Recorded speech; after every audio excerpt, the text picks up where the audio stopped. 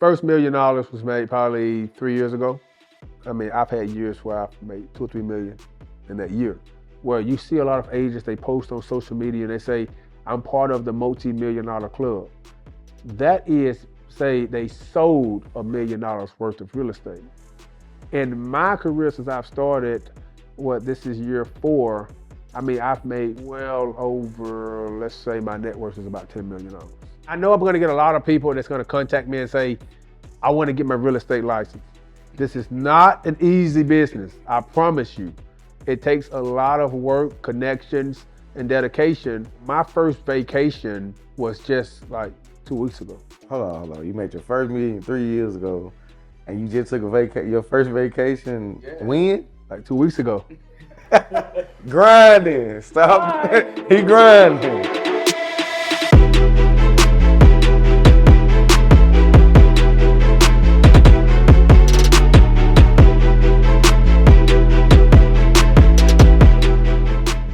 Welcome back to another episode of Sideline Convos. We appreciate all y'all rocking with us up to this point. Go ahead, hit the like, subscribe, comment, share, all of the above, man. Of course, I'm DJ, and I'm here with Coach Bud. Hallelujah, it's your boy, Mr. Back to the Basics. And today, man, we got a special show. And the reason let me go ahead and put it out there. The reason we want to do this show is, of course, to bring awareness to the kids. If you don't make it pro, there's always other career choices that you can make and make just as much money as going pro. So with that being said, we're here with the number 3 Remax agent in the world, the number 1 real estate agent in Mississippi, Mr. Quintavius Burdette. Appreciate it. Yes, sir. Hey, I'm so excited to be here, man. So excited. Hey, we happy to be here too, man. First off, just tell everybody who you are and where you grew up at. So I'm Quintavius Burdette. These guys know me as Nunu. I say it on the camera. They might not say it on the camera. I say it. I know my auntie might watch this. These are my first cousins here. So I grew up in Senatobia, Mississippi. Small town, probably about an hour and a half from Tupelo. I come from a very large family. I'm one of 17 kids, so growing up wasn't easy, but growing up was the best thing we ever did down there in Senatobia. So played ball all my life, went into business after, and we're gonna talk about all of that here in a minute. Well, he kind of hinted around where they both went on and said what I was gonna say. This little cuz, you know what I'm saying? Like, little cuz, the one that come to the house in the summertime, you know what I'm saying? They gonna be down there the whole summer, you kick it, you know what I'm saying? Little cuz, like it ain't no distance, like this real family love, blood. Hey, I love you, cuz. Love you too. Yes, sir. For sure. So, man, this a great interview for me, you know what I'm saying? So, I'm ready. I'm ready to get it kicked off. So we're gonna start pretty much with sports. Everybody know, those that don't know, you're a football guy, football and track. When did you start playing football? At what age? Man, I was probably about 8 years old when I first started. I played with the 89 Euro Packers back in Senatobia. We went undefeated. We was probably one of the best Little League teams in the history of Little League teams, if you ask me. Yeah. But 8 years old is when I started playing football, man. I fell in love with it. Played all the way up through college and had an opportunity to go to New York and try out with the Giants. But through that journey, man, I learned a lot about life, learned a lot about football, played a lot of football, didn't play a lot of football at times, but life moved on and I'm here today, baby. Yes, sir. Yes, sir. Yes, sir. I'm just gonna go ahead and jump straight into Senatobia. You was pretty much that guy at Senatobia. Yeah, you was pretty much that guy. Let me read off some of the accolades real quick. Over 2,800 all-purpose yards, right? In 2 years, right? In 2 years. Yeah, because see, the thing about that is, I don't think Senatobia kept up with the stats and put it out there on Max Preps. Because, I started as a freshman, a sophomore, a junior, and I didn't even play my senior year. Right. Played 1.5 games. So I don't think they kept up with those stats the right way. Let's just say this. I got a whole bunch of yards up and down that field. I put the ball in the end zone a whole lot of times, more times than some people can ever count in one game. You know, I had plenty of games with 5, 6 touchdowns for a game. I had games where I had 5 touchdowns for halftime. Right. The thing about Senatobia was when we got up on teams, our coaches wanted to take us out. But also, you know, this has never been said really, but our coach's son had the record for most touchdowns in a game. It was 6. Yeah. Once you started to get close to that, you was coming out. You was coming out. So it was a lot of times where if you would have just left me in until the third quarter, I probably would have had games where I had 8 or 9 touchdowns. I know all the North Panola folks out there probably gonna watch this. I gave them the business every year, ever since I was in the 8th grade. You know, it was games where we would be beating North Panola like a drum, where I wanted to stay in, but the coach would pull us out. And I know recently that matchup have gone back and forth, but for a very, very long time, when I say a very long time, I'm talking about 15 years worth of, they didn't beat Senatobia one time. And it was only 1 year when I was in school that I can remember where the game was even close. It was down in North Panola, and I honestly think they took the water hose before that Friday game. From probably Tuesday to Friday, they took the water hose, watered the field up so bad, it was so musty and muggy and slippery out there, the game ended in 7-6. And that was the only time it was ever close. Every other time, 49-0. 61-13. What the most you put on? I got a football in my office. They got the stats when we played North Panola. 12 carries, 264 yards, 3 touchdowns. I didn't play the second half. Hey, so was it like I ain't lying. You didn't play the second half? I didn't play the second half. I got the film. We can pull it up. Ricky Hunt was there. Delta State. Ricky Delta Hunt. State. If he watched this, he'll tell you. And it was so simple. So North Panola that year, they would crash. So we had a play where we used to run a counter. But this particular game, we ran counter cutback. So all of our right side of our line pulled to the left because we got the counter. I took 2 steps this way, wrapped it back around. They didn't know what was happening. I'm talking about 200 yards was spent on the first 3 drives before they even made adjustments. Because they was like, damn, we watched all this film with them running counter right. Now we running counter right cutback, and it was 15 yards a pop, 30 yards a pop, home run, 50 ball. That's good. Come back to the huddle. We got them 3 and out because they weren't moving the ball. It could be Ricky. It could be whoever. They weren't moving the ball. All right, 3 and out, same gig. 15 here, 20 here. The crowd's going wild, pop. And here come halftime. We beating them 35-0. And Coach Oakley, love him to death. All right, Burdette, you can leave your helmet in the locker room. If it gets close, you'll go back in. It never got close. He knew it. He knew that. I was done, but I finished that game. Like I say, it was like 12 carries, 260-some yards before halftime. But they wasn't going against no regular. You wasn't no regular cuz you had this speed. The speed was crazy, man. It was so different when I was playing because, see, I was the kid at 9, 10, 11 years old when those kids was asking for Xboxes and PlayStations and this toy. I asked for a weight bench. And my weight like bench, that. yeah. You been like that. I used to run around the city with a weight vest on, with ankle weights on my legs. If it was raining, hot, whatever. I was that kid was running around the neighborhood with that stuff because I understood very young, in order for me to change my scenario, man, I got to outwork these fools. Because they ain't coming to Mississippi. They ain't coming to Senatobia for sure. If they come to Mississippi, I got to bring them to me. And when I would go out to these camps, the few camps that I did go to, I was loud. I woo. Our colors was blue and white. I used to wear green socks, pulled all the way up to my knees. I would be loud. I would be talking smack, but that's what got me the attention. You know, and you say I was fast, but I was the kid who I went out there and trained with Arthur. You know, I was out there running with parachutes on at the age of 9, 10 years old. For the folks who don't know what a parachute is, I ain't talking about the one you fly out of the sky with.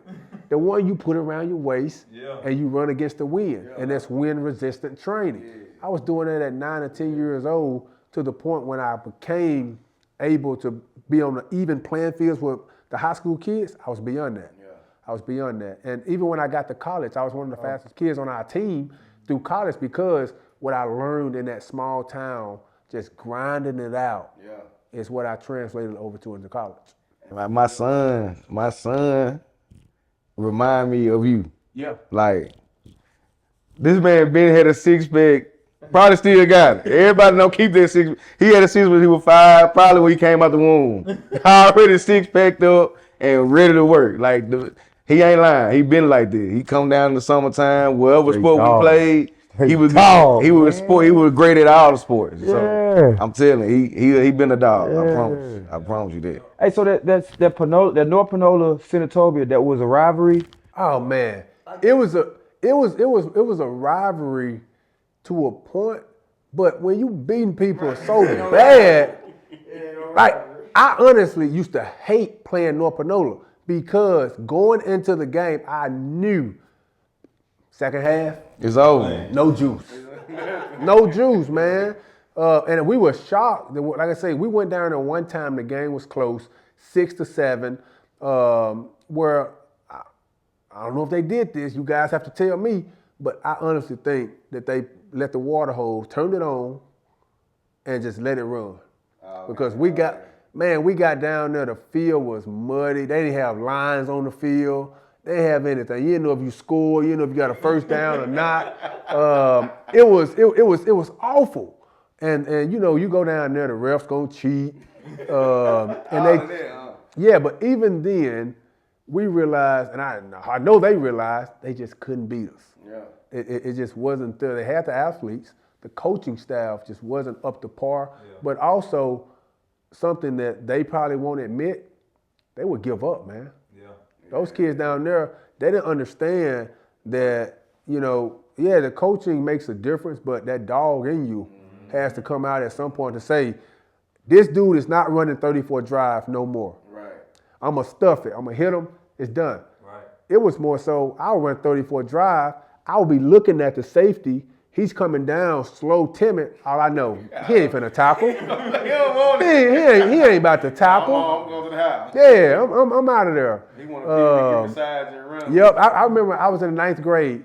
We playing North Panola, and Tion and Blow and all of them, they know this happened. The game was close, first quarter.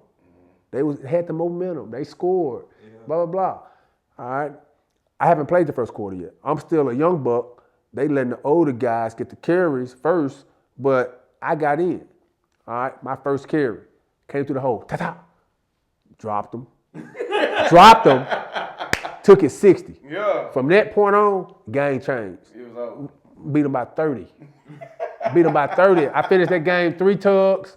I don't know how many yards because they weren't keeping up with it, but they remember that move because Nod, all of them, they called me after the game and asked me, why you hit Tion like that? So they saw it live. But from that point on, we realized it really wasn't a rivalry. It was more so of a game to get excited because now I'm playing family at that point. You know, a lot of people on both sides will be cheering for me, cheering against me, mad, happy for me. So during that time, man, that's the only reason I like playing North Panola. But for the game itself, take it off the schedule, man. But now put it back on the schedule because North Panola has beat Senatobia. Senatobia has beat North. They're going back and forth. Right. It's great for the rivalry now. Now it's a rivalry. Back when we was doing it, it was just donation. That's all. Practice game. That's it. Clean up game for the next week. Golly. Like you said, they didn't put all of the accolades out there because Senatobia didn't really keep up with it. But, you know, the multiple touchdowns, yards, All-State as a junior, North-South All-Star game, ESPN ranked 90. 90. Yeah. 90 in the nation. In the nation. And so what type of offers did you have, you know, after, you know, putting up those type of numbers? So I go back and I say the offers that I had, you got to think about 2012. It's a totally different game and time that we were in. So the offers, they would come in, but they would come in a little slower for a kid coming from Senatobia. But I had Ole Miss, I had Arkansas State, Southern Miss, Memphis, Mississippi State. I had, when Coach Gus Malzone was leaving Auburn, going to Arkansas State, he actually visited my house in Country Meadows, him and two other coaches, where they were saying that he's going to go for a year and he thinks that he's going to go back to Auburn, which he did, to be the head coach, because that's when Gene Chisholm was still there. He was trying to recruit me and say, come with me to Arkansas State, and when I go back to Auburn, I'm going to take you with me. So, but Ole Miss was, man, the place for me for a lot of different reasons. But one of the big things is I'm a Nike guy.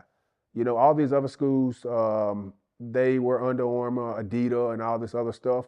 I was a Nike guy growing up as a kid, and a lot of folks might say that's a dumb reason to pick for a school. Well, that choice to say I'm a Nike guy, it led me to make the best decision of my life. Because if I was open, I probably would have bought into, at that time, you got to think about Auburn. Yeah.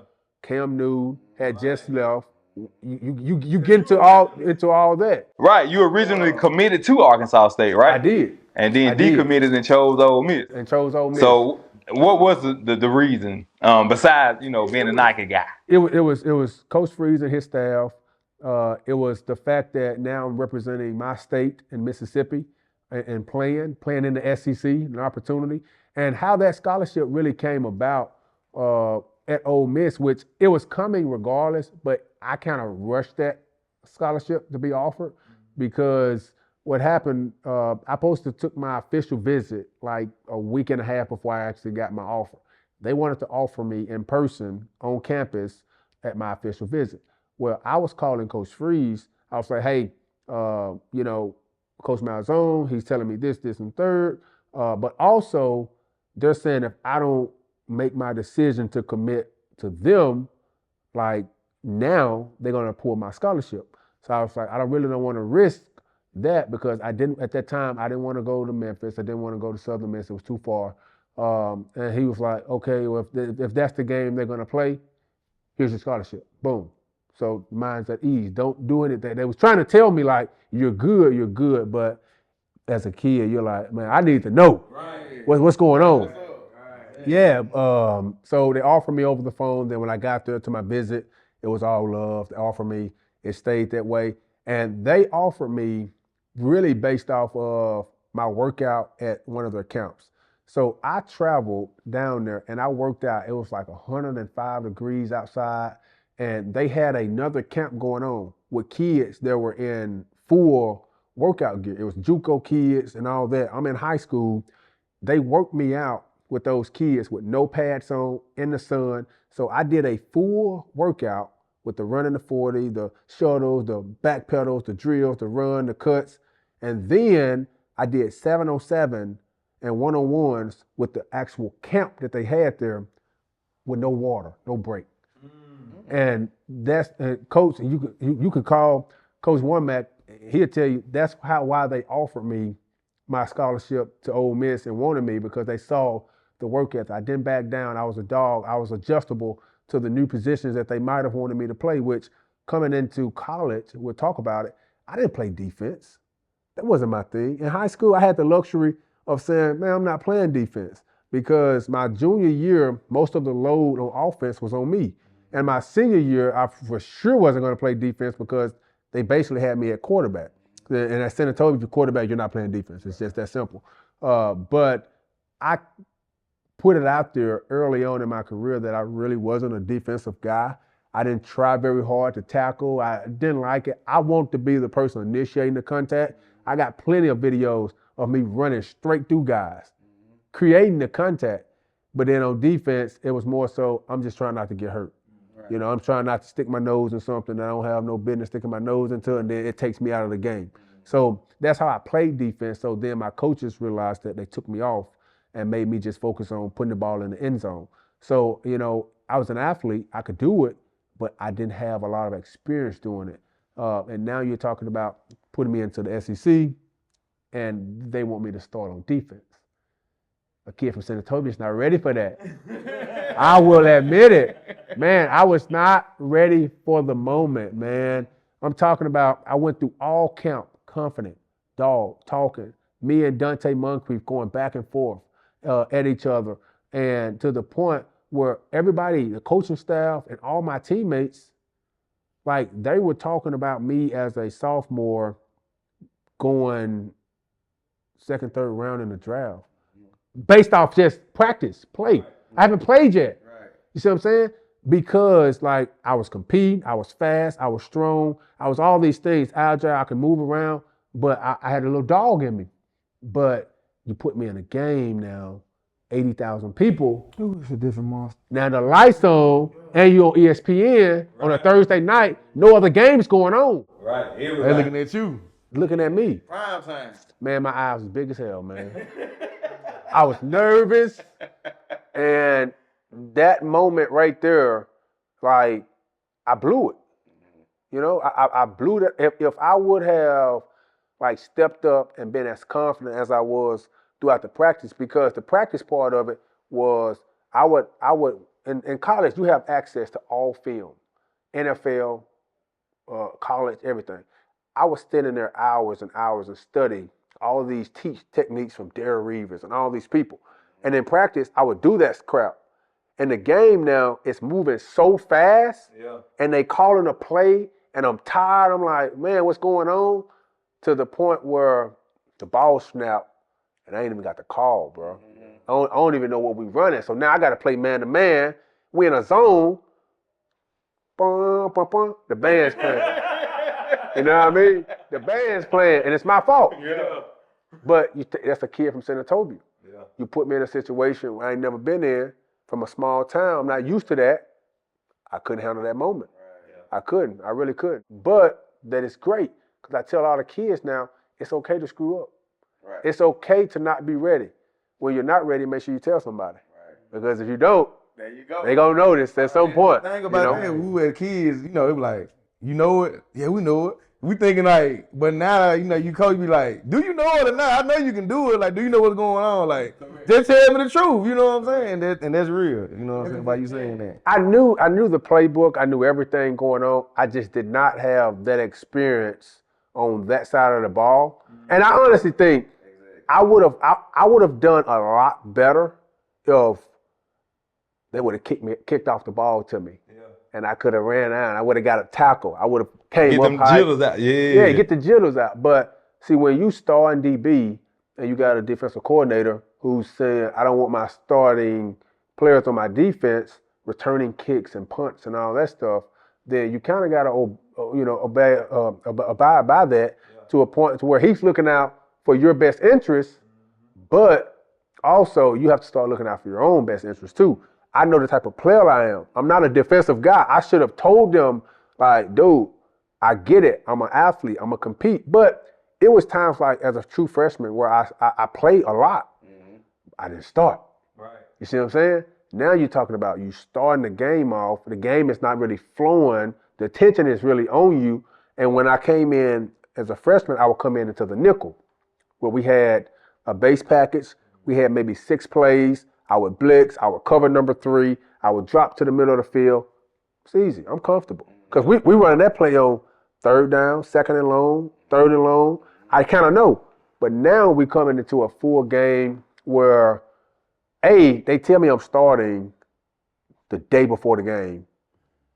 I didn't know I was starting. I've started all through camp now. Yeah. But Sinquez Gosen, who got drafted by the Pittsburgh Steelers, he was in front of me technically, but all throughout camp, he was hurt. He was on the field one day, off the field. So going into the game, they told me, I'm the starter. I'm starting over Sinquez at this point. And that didn't dawn on me until, like, Sinquez was drafted 2nd round by the Steelers. Like, I blew it. You know what I mean?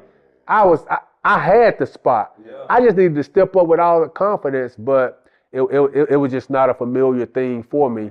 And from that point on, man, I just said, you know what? I don't care if I'm playing or not playing. Get me on the other side of the ball, man. This side over here ain't built for me. You know? Yeah, you got to be honest with yourself, people.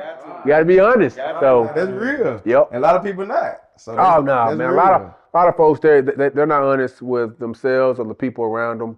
They don't know what they can and can't do. Now, could I do it? Yes, I could do it. But did I want to do it? No, I wanted the ball, people. I wanted to score touchdowns. Okay, I could care less about all that other crap. Let me score, man. And I was so caught up on that. Confidence more than anything. Confidence is everything, really. You know what I'm saying? If you know you could do it, you're gonna do it. You know what I'm saying? If you got any doubt, it can go either way. You know what I'm saying? Either way, man. And it wasn't like, I got scored on or anything crazy. It was just more so.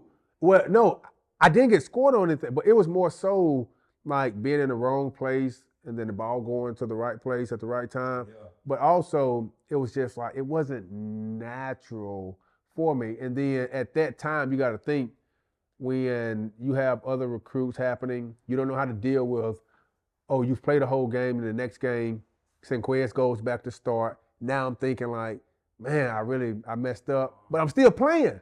You see what I'm saying? But at that time, you think, yeah, man, I ain't starting this game. Coach think, it messed with your head, man. It messed with your head. Where I should have just dropped my nuts and been like, okay, this is my time now to get comfortable coming in. This is my groove. This is how I need to play anyways. This is how I played last year. I ain't started last year, but I played a good bit. And getting comfortable being uncomfortable. Correct. So, but instead, I took that to the point of, you know what, take me off defense. Put me back on the offensive side. And I went in the offensive room with a coach who didn't recruit me. I'm not his recruit. He didn't recruit me to play receiver. Now I'm forced into his room, in a sense, and we got LaQuan Treadwell in the room. We got Dante Moncrief in the room. We got Quincy Adebojo. We got Cody Court. We got all these people, all these guys went to the league. Man. 6 squad. Yeah, nice. all them guys went to the league. We got them in that one room. It ain't enough football around for a guy who he didn't recruit, but I competed and I played and I did what I was supposed to do. When you get recruited, some of the stuff they're telling you is true, some of it is not. But some of it changes day by day based off of the scenario. And for my scenario, it was, hey, you're going to come in, you can play both sides of the ball, this, that, and the third. And you run track and play football, yes. All the things that I wanted to do because they was recruiting me as an athlete. They didn't recruit me as a running back or a quarterback or a receiver or the DB, safety. I was recruited as an athlete, somebody that they were going to come in and I was going to piece together. And they used like Nick Brazel from South Panola. They was like, you have his sort of role with us, which he played offense and defense and all that stuff. But when I got there, now you're talking about starting on defense.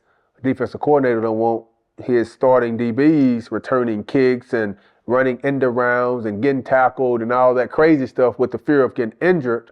That changed. Well, as a kid, you don't know why it changed. You just know something changed, right. Which you told me it ain't happened yet. But I was a kid, man, where I wasn't fond of playing defense. I didn't grow up as my primary source of football was defense. It was more so of give me the ball and get the hell out the way.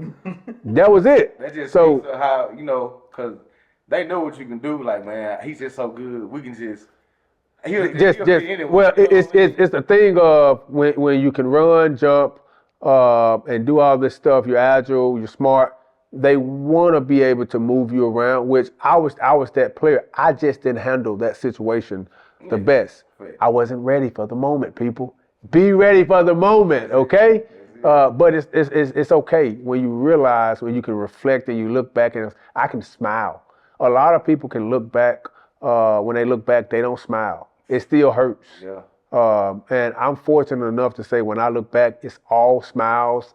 I'm glad everything that happened the way that it did, because let's just say I play well.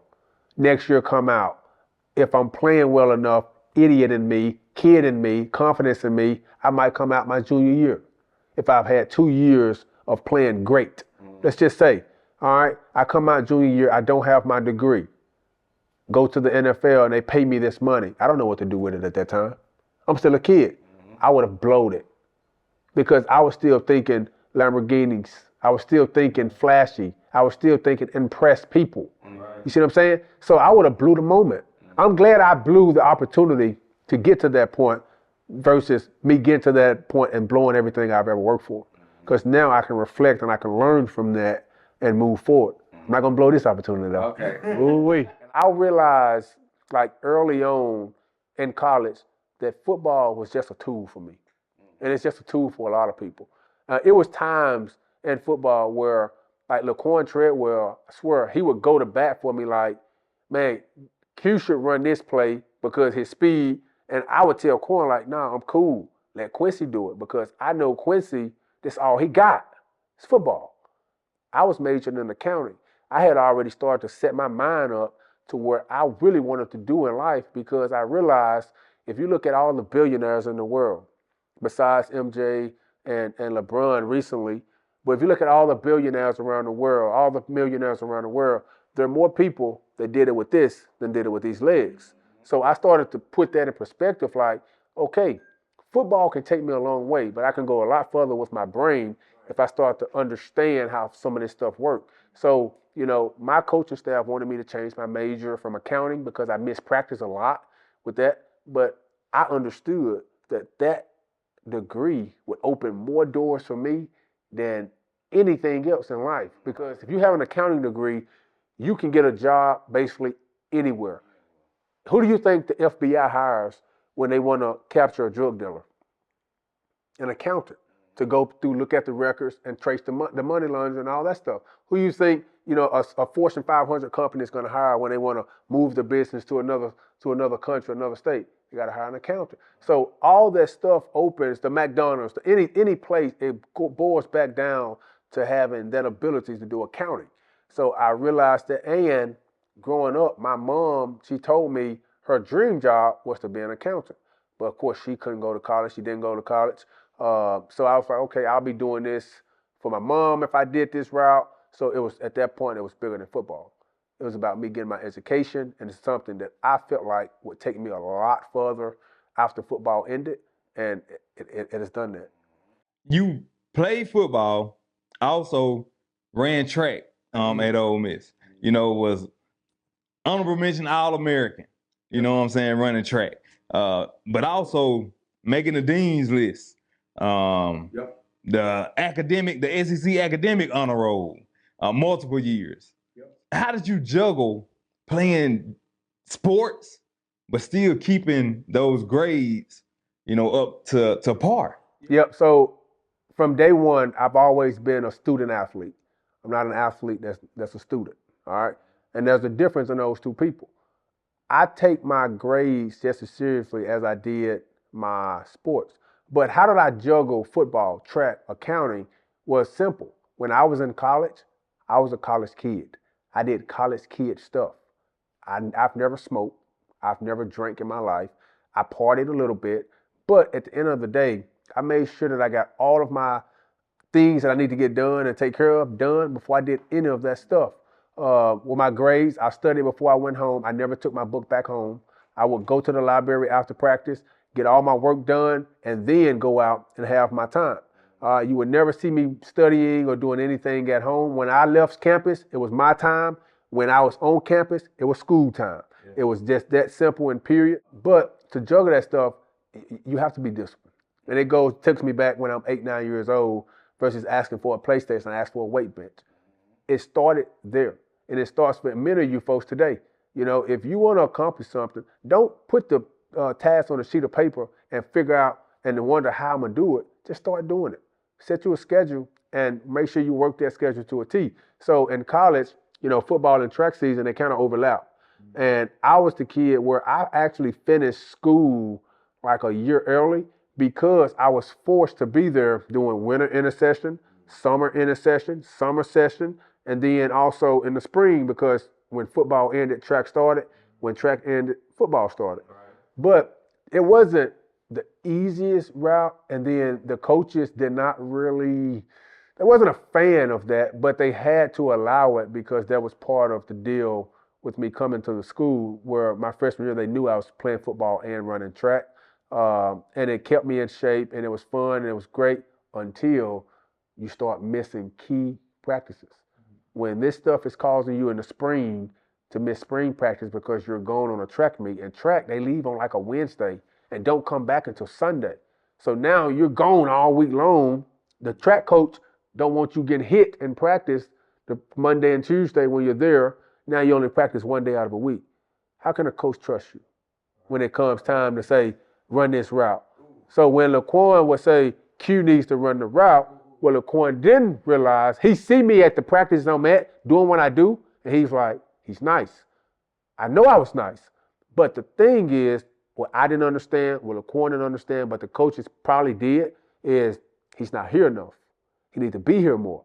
So to all the kids out there who want to go to college, you want to be seen, you want to do the things on the next level, you have to show up. You have to be available. You have to show them that they can trust you. And I'm not saying don't go to college and run track and play football. You should be able to do those things. But you have to realize and recognize what there's going to be some consequences for doing both. You're going to miss out on some things for doing both.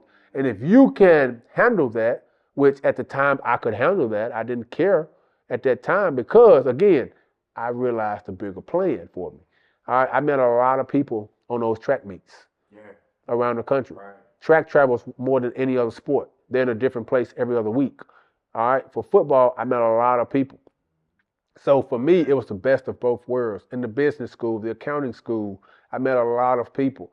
That's why I say Ole Miss was the best place for me to go, because if you ride around this town right here that I'm in, you're going to see an Ole Miss tag eventually. Yeah. And for me, that is great for my career and what I'm doing now, which is real estate. To have that connection with somebody enables me to have a leg up over the next person to say, I might get the opportunity to help them. Not to cut you off, but man, bro, you just hit on a point when you were talking about just the whole trust. Man, a lot of people, especially athletes, young athletes, do not understand that is what keeps you on the sideline. Yes. If your coach is looking at you playing on the sideline and you get in and you're not caught up on what you're supposed to know and what you're supposed to do on the field to the point where you make a mistake, then you've lost the trust from the coach to put you in. So that is the main, kids, that is the main reason if you find yourself on the sideline. He said it when he was speaking, is being assertive and gaining a trust. You could be one of the best players on the team. If the coach don't trust you, you're not playing. If they trust you that you're going to be in the right place at the right time, you're going to read the right gap, you're going to do this, they're going to play you. You don't even have to be the better player. I didn't get that aspect of it until I actually started coaching on the college level. And when I heard the defense coordinator I was working up under say that, I was like, game. It was like, there it is right there. Like, that's the reason. They don't teach that because every kid that's coming out of high school that's going to college, they're probably the best player on their team, and they have to play in order for that team to win. Well, when you get to college, you're now teaming up with everybody's best player from their high school teams, and somebody not going to play. You just don't realize if they don't trust you, it's going to be you. So, you have to be doing the right things where it's studying film, going to practice, taking care of your body, taking care of your grades. Because here's the deal. If you're not eligible to play, you're not eligible to play. Simple. It can be for grades, injury, you worked out too much, you didn't study enough film, regardless. If you can't play, you can't play. And if you can't play enough times, they get rid of you. Right. Now, everybody that play college ball, usually, of course, they're playing to make it to the NFL. Yep. You had that chance, you got called up, to try out for the New York Giants or whatnot. When did you realize that the NFL just ain't the route that you wanted to take? Oh, man. So when I was in New York, what really, really did it for me was we was at practice, and the guy locker, it was 2 lockers down from me, he got hurt in practice. We went into practice, his locker full. He was there before me. Yeah. He was there the year before I even got there. He got hurt at practice. By the time we were out of practice and about to go back in, get showered and get dressed, his entire locker was cleared. All of his stuff was gone, and you see him walking out with papers. Cut. Done. And from that point on, I was just like, do I want to deal with this, all my life? I still have teammates to this day that's dealing with the ups and downs of being on a roster, getting cut, being on a roster, getting cut. And some who got drafted and was in the league 3 or 4 years, and now someone else is better than them, they get released and get cut. They still chasing it. You just really never recover from that. So I got a head start on what I felt like was my business career. I could chase the football for another 2 or 3 years, 4 or 5 years, and maybe it works, maybe it doesn't. But now I'm 27, 28, 29, I'm 29 right now. But at that time, if I just kept chasing 27, 28, trying to start what I started 3 years ago, would I be where I am today if I step all that? And another thing was the control part. When you're in the NFL, you're chasing that lifestyle. Like for however long you're chasing it, whether you're on a team or you're not on a team, like they control you to a simple. You got to work out. You got to do this. You have to, carry yourself in a certain way. And for me, I'm in control. I wake up when I want to wake up. I go to sleep when I want to go to sleep. I work out when I want to work out, and can't nobody cut me. I'm the boss. You know what I mean? So it's one of those things I realized, like I say, when I was there, but before I even got there, I realized that the game was a tool for us to use it versus it using us. This game has allowed me to meet a lot of people, and I appreciate the game of football, which, if you look at it 10, 15, 20 years from now, I'm not even sure if this game is going to be around with what they're changing and how they're changing and how they're going about football.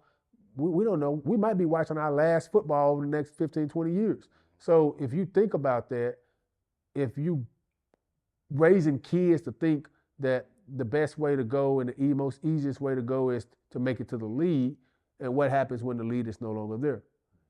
I got something that's going to always be here. You know what I mean? Forever and a days, from the times that I can remember and the times that I might not remember. Right. There was always a street outside, right? Yep. There was always some grass to be cut, right? Yep. And guess what? They ain't making no more of it. That's land. That's real estate. Yep. And that's business. It's going to always be business going on. Yep. Now, the game of football, that business might not go on, but in life, business will continue. And that's the route that I chose to take, was the route that's going to give me the most longevity, because the average person can play football maybe 4 or 5 years, right, up until you're about, 30? Right. Mm-hmm. I can sell real estate until I'm 90. Right. And just do the math on that. Yeah. Even if I make the minimum. Most real estate agents, they make $50,000 maybe. And let's say you do that for 80 years. You're 29, you can live until you're 90. You can do that for however long you want to do it. Right. That math there will take you a lot further than if you made it to the league 3 years and made $1 million. Right. You know what I mean? So for me, where I am, I'm at the top of my game right now. When you're talking about real estate people and business people making more than NFL guys, now it's like, how does that happen? Right. And I'm a prime example of it. Right. After graduating from Ole Miss with your master's, you went on to Atlanta to work with KPMG. KPMG. Okay, which that's an accounting firm, right? It is. And so what? Now you're working in a career where you actually got your degree. Yep. What made you choose that career path? So KPMG was a Big Four accounting firm, and it's 4 of them. When they say Big Four, it's one of the largest accounting firms in the world. That's who Disney, Coke, Pepsi, Nike, all these people, they use companies like that to do their accounting. And accounting is much more than what the average person think it is. A lot of folks think, oh, you do tax returns and this and the third. Yeah, that's the basic level, the simplest version of accounting there is out there. A lot of stuff is like, do you know what depreciation schedules are? Do you know what R&D credits are? Do you know all this different stuff that these bigger companies, that you know that Disney had to change out their screws on their rides every 3 or 4 years, every screw that's on the ride, regardless if it was just now put in or not. That's overhead, that's cost. Every single year they have to go in and they have to shut the park down and do that stuff. So, but the accountants, they track that stuff and remind them of how much life they have left on this little baby screw and all this stuff. It's a lot more in going into it. But I chose KPMG really because It was an Ole Miss guy who was running that department that I was going in, and it's all about relationships. He offered me the job. I took the job. But most of those other big four accounting firms that I interviewed with, one of them told me at the time, because they do it like college. They take you on like a recruitment trip where it's a business setting. You're there with other kids from other colleges, and they're trying to see how you interact with other people. Where on one of them, it was kids there. I'm a sucker for kids. I don't have any kids, but if the kids are involved, I'm throwing the ball with them. I spent more time doing that with the kids than I did mingling with the people. They didn't like that. But again, they're in control. So it's their rules I have to play by. And I had to learn that. KPMG, it was more so of Chuck stepping in and saying, I'm in charge. He's an Ole Miss guy, Ole Miss former football player. We're going to hire him. And he stuck his neck out there for me, and I got the opportunity. And it wasn't until I got there that I realized that it wasn't the gig for me. All right. They were showing me the billing reports of what they were billing the clients, $400 an hour, $500 an hour for the work that I was doing. Man, I went back to my desk. I Googled what profession you can make what you're worth. Real estate popped up. The very next day, I put a 2-week notice in. I was like, man, I'm out of here. Because I realized they made my salary, which was like 60 grand. They made my salary like the first 3 weeks I was there with the billings that they was doing for the work. So I was like, you know what? I'm gonna move back home, get my real estate license, start over. I knew nothing about real estate, people. Nothing. I didn't even know most of the houses we grew up in was rentals until now. You know, I look back on it. But I got involved with real estate. I learned at KPMG 3 valuable things though. I learned how to conduct meetings. I learned how to carry myself in a business setting, how to speak, how to talk. But then also, I learned when you go out to lunch and dinner with folks, you put the little apron in your lap. Yeah. I didn't know that, man. I didn't know that. So I used to go to those dinners and, you know, I pray, I'm smashing. I'm seeing all the people take their time. And I'm like, damn, that's what you're supposed to do. So I learned that about going to KPMG. Right. So I brought that over into my business world and today, and I know how to conduct meetings. I know how to carry myself in a business setting around people.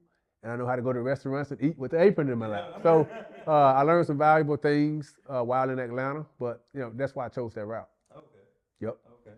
That's awesome, man. That's awesome that you said that, because a job, I worked at a FedEx, and my supervisor, he was from Detroit, Michigan, and one thing that they stressed with us was always taking something from your last job that you can and applying it to your next job. That's it. So when you said that, I was like, yeah, that's dope, because you definitely, you know, and I was fortunate, I was blessed with the wonderful educators that I had when I was in middle school to be taught stuff like that. Yep. And just like etiquette, period. Right. So young men, young women, etiquette, like dinner table etiquette.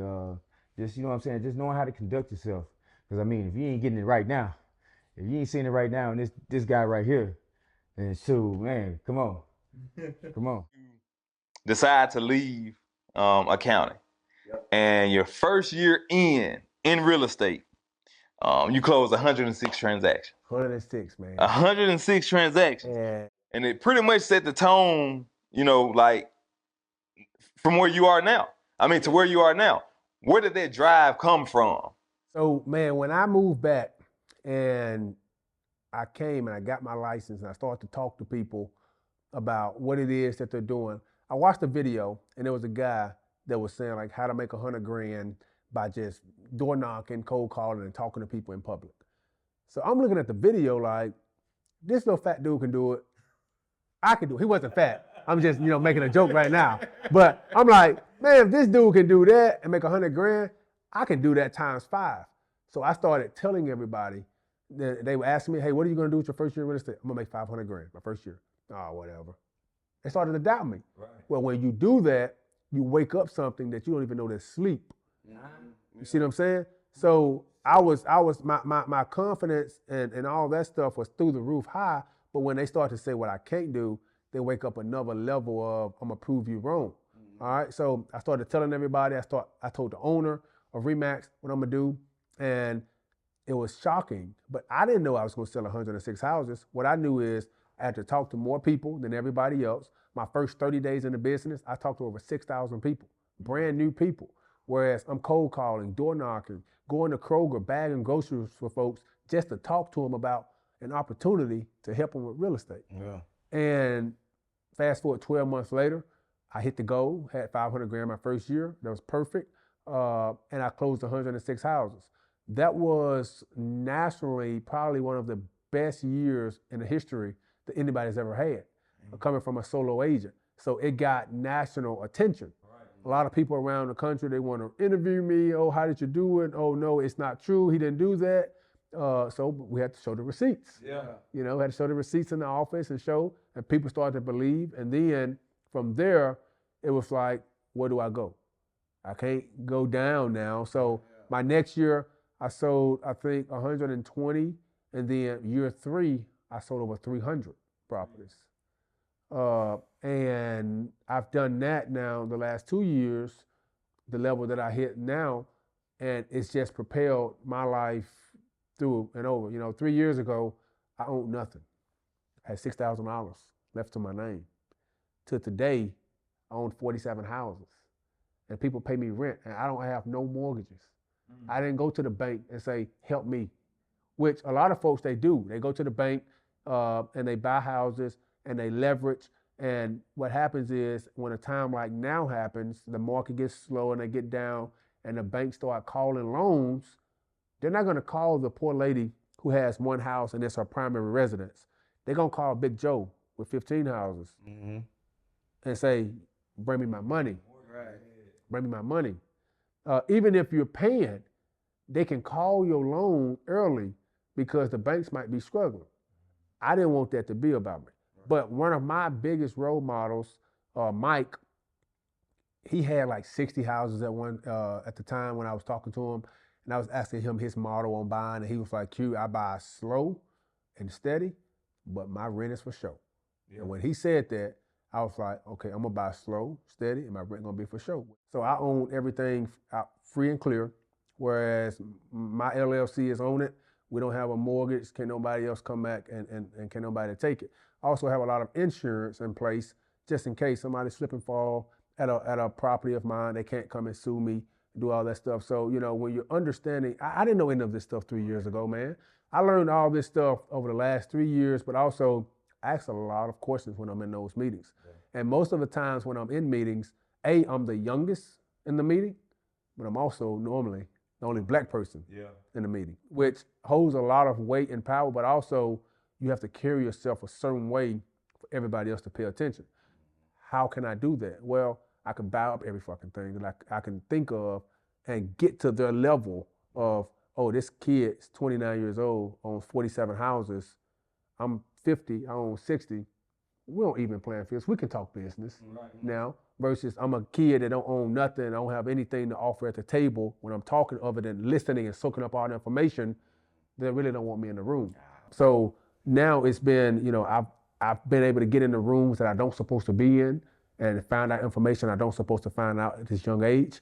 And I've been able to use that to propel my life a lot further and my family. And I'm teaching it all around the world. I travel a lot. I do a lot of speakings. So, yeah. It's crazy because, bro, everything that I plan on asking, you just answering. Just It's like that for real. So it's just like, it got me going through like, okay. I got one though. I got one, man. I definitely got one. And I want to go throw it out there before everybody else do. But like, bro, from you coming from the level that you came from as far as playing ball, you know what I'm saying? Did that help you with your transition from, you know, the athletic side into real estate? Yeah, so I tell every employer, the best person you can hire is a former athlete because we understand discipline, we understand work. So going to Ole Miss, being an athlete all my life helped me with, when I first started in real estate, everybody thought, man, he's gonna burn out, he's gonna get tired. Oh, there's no way he can do this for this long. Well, what they didn't realize is I started working around 7:30. I would get done around 5 or 6.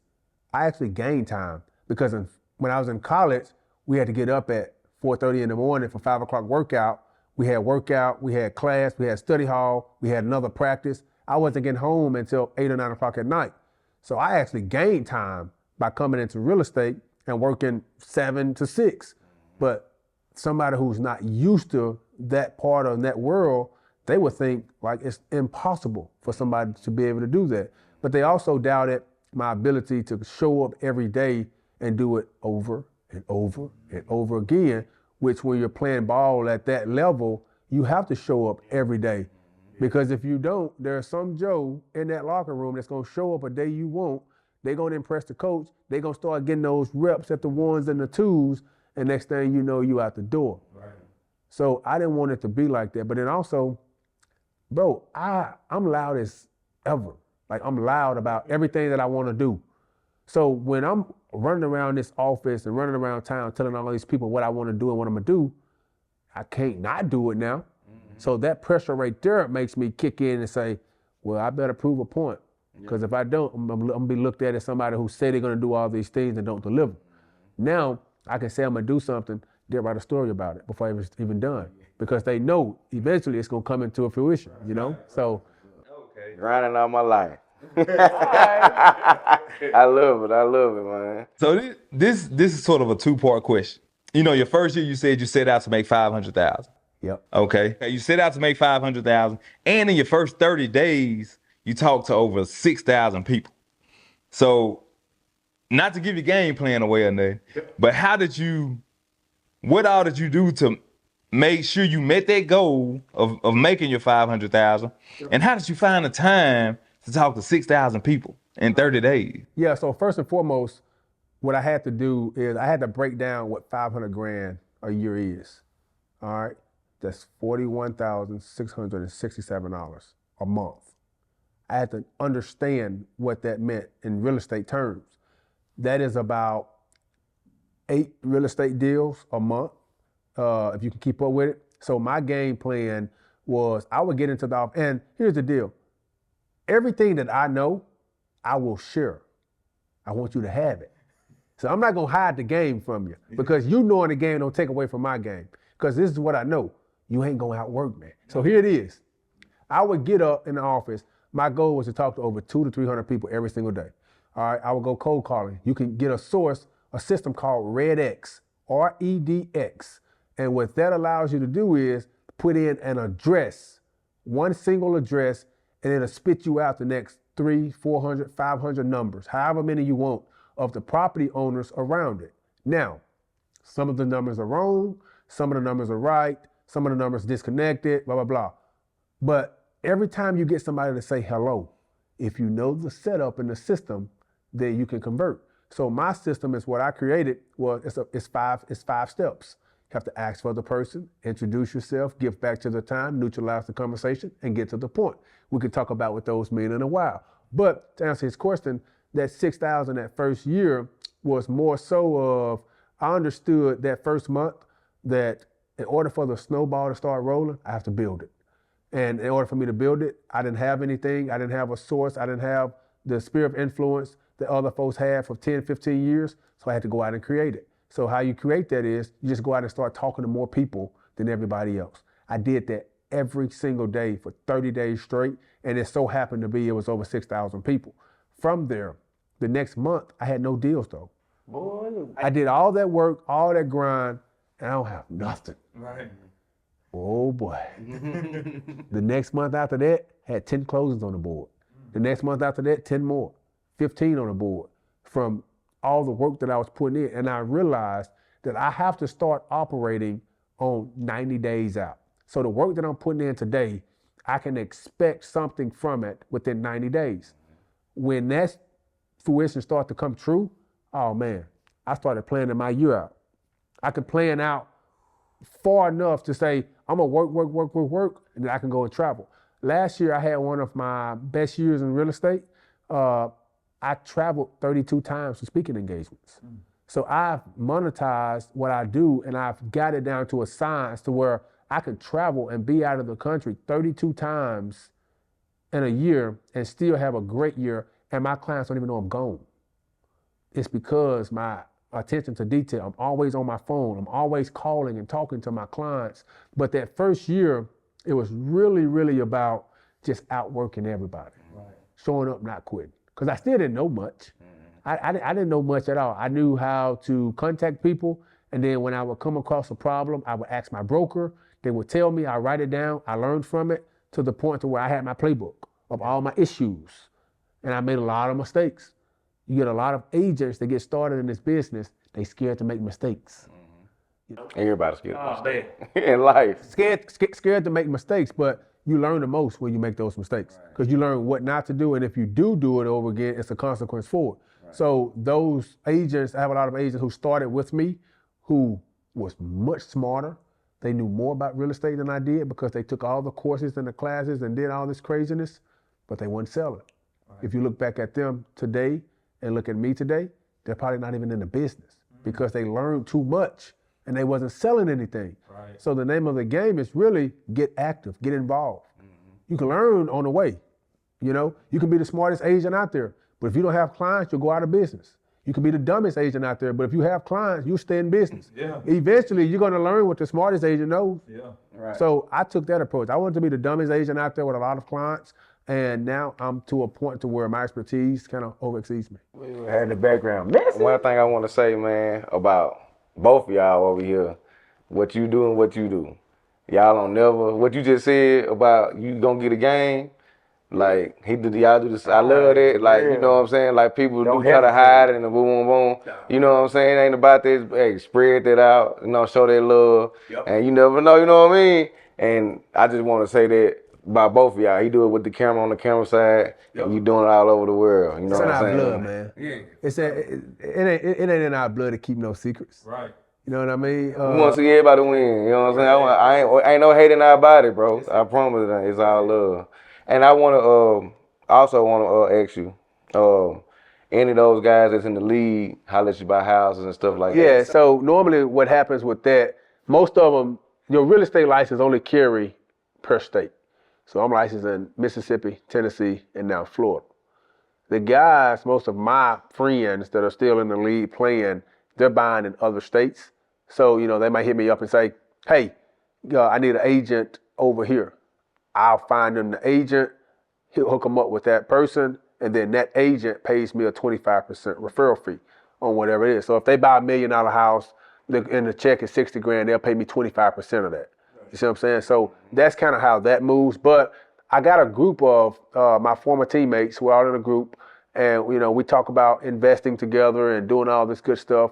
But they're still playing, they're still learning, they're still hesitant to jump full-fledged into that because trying to focus on that ball and focus on kind of putting your money in the right places can get blurry at times, and I get that, but I just got to lead by example. You know, every time I'm buying new houses, new stuff, I text it to them. Hey, I bought a 19-unit building in Illinois.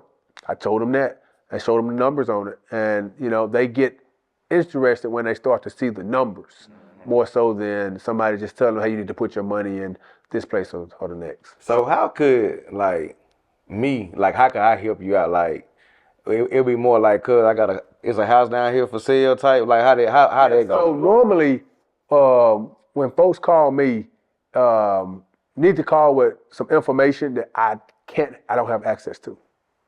So a lot of folks, they call me and say, hey, have you seen this house? Even if I haven't seen it and I can punch the address in, if it's listed by another agent, then I have all the information on it. The real money is the off-market deals. If you can find people who are willing to sell their house off-market, that's how you can help, not me, yourself, because you have access to the deal now. Now, if you say, okay, I found that house, where do I get the funding from if, you know, at that point in time you don't have the funding? Well, you can call me, I'll front money, I want a piece of the deal. If you find a house down there and you can get it for $50,000 and it's worth $85,000, all right, I put the $50,000 up, we'll just split it on the back end. You put $0 up at that time, and now when we sell it, we split the profits. That's a fair trade, I think. To a point to where you're gonna get enough of those going, and then you're gonna have all the money you need to buy the next one. Another thing that I'm really into is buy and hold. That's where the long-term wealth is, and buy and hold. Whereas, I buy a house, 3-bedroom, 2-bath for $150,000. I put a tenant in there who's going to pay $1,500 a month in rent. All right, $1,500 a month in rent for 10 years. You got to think about that. You get enough of those. I got 47 of those. You get enough of those, and it's paying you monthly, free and clear, no mortgage or anything. At some point, you can retire. And you have little fees. You got your property taxes. You got to pay your insurance. But I put my money into my craft. A lot of athletes put their money into training and taking care of their body. I put my money back into my craft. And I tell people all the time, what I've done is I've showed the kid from a small town or a big town who's an athlete, former athlete, who's going through it, that there's another way in order to live the lifestyle that you want. And I call what I do is my NFL. All right? The only difference is can't nobody fire me. Right. Can't nobody send me home. Can't nobody cut me. I'm Roger Goodell of my NFL. Yeah. And you can be the same thing. You can create that. And it's more people out there that's like me than there is out there like Tom Brady. You have to choose your battles and see which route do I want to take. Some of you are going to go awesome. You're going to make millions in the NFL, which is awesome. When you make those millions, where you going to put it? That's a good question. I've been back in the streets, and hey, we seen plenty of people broke. You know what I'm saying? I've seen and I don't understand how you can go to the NFL and they can pay you millions of dollars and you can somehow go broke, because there is something so simple that you could do. If you made $5 million in your career, you can take it and put it into dividend-paying stocks like Apple, AT&T, things that you know ain't going nowhere. Right. That's safe, that's paying 6-7% dividends. They'll pay you every single quarter. Yep. And if you really want to get smart with it and you want to get paid every single month, you can put it into 3 different stocks that's paying 3 different times in a year. They pay once a quarter. All right. You get paid every single month from one of those 2-3 stocks, and your money will be secure. And if you look at it from 10, 15 years from now, most of those stocks have increased in value anyways. That's the bare minimum that you could do. Yep. Just put away a little stuff into dividend-paying stocks. Or you come to me, we put it into real estate. Something that they're not making any more of. Right. You can go outside right now. I promise you they're not making any more land. Okay. So if you can get your grabs and your portion of it that you own, you can do whatever you want to do with it. They're buying land by the bundles to build shopping centers, farms, all this crazy stuff. What happens if you own a couple hundred acres that they want? Right. They'll pay for it. Right. But if you ain't putting your money into those places and those things, then I can probably see how people are going broke. You got guys who want to drive the Lamborghini, they want to drive the Bentley, they want to have the big house with the big estate and all this crazy stuff, that they don't realize that the taxes on those places are $30,000 a year for just property taxes. It's Texas. Yeah, so you get into putting your money in those crazy places. They want the jewelry, they want all this stuff. I wear a G-Shock watch, man. A G-Shock watch. Why? Because A, it tells time for me. Like I look down, and my watch sometimes it's always wrong. Yep. It's the wrong time, bro. I don't worry about changing that, because here's the deal. If I don't have this watch, I can ask you what time it is, you'll tell me. Or I can look at my phone. So why would I buy a Rolex, $30,000, $40,000? Right. A lot of people say, well, when you got it, you spend it. Well, when you don't got it, what you gonna do then? Okay. Be broke. Each year, in real estate, you've only gotten better. Yep. 106 to 121 to the 300. Closing on all these properties, you would think you're running out of properties to close on. Yep. So how do you continue to do better, like each year? How do you continue to get better each year? When you realize the simple concept of every single day of the year, somebody is going to buy or sell a house, the same way that every single day a kid is born, every single day someone dies. It's the same thing with real estate.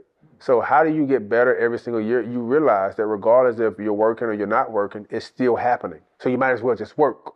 But there's folks who, you get a job transfer, you get a pay raise, you have another kid, someone dies. All of these things tied into somebody selling and buying a property. If you get transferred out, you got to sell your house and buy somewhere else. or if you have another kid and now you only have 3 bedrooms, you need 4, you got to sell that one to buy another one, or you're just tired of this neighborhood. So what I do is I spend my time just always making sure I'm available. I'm putting the most resources out there for folks to say when they're ready to raise their hand and call me. Like, I'm the only agent around here who have a moving truck. I do all of that stuff so I can stick out to my clients. I'm the only agent around here who gives away 500 slices of cheesecake, 500 boxes of pizza, 500 burgers. I'm the only agent here that's doing those things for the community, but I do that just to show you guys, A, I appreciate you, but B, I want you to call me when you're selling and buying real estate. Right. Just do it, please, you know? So, but that's how I get better every single year. I understand what's going on in the market. I understand when the big buyers are buying, when they're not. I understand when sellers need to sell, when buyers need to buy, and I relay that message out there to the audience, right. And they listen. All right, and sometimes you're wrong, sometimes you're right, but I'm right more than I'm wrong. Yeah. And then it's a thing of when you start to do it the way that I've done it with the contacts, you do deals with folks where I got a guy who sold 81 properties with me. All right, he sold 81 of his doors, and he bought however many he ever bought. He just called me probably like 2 months ago and said, hey, around November, I'm selling everything again.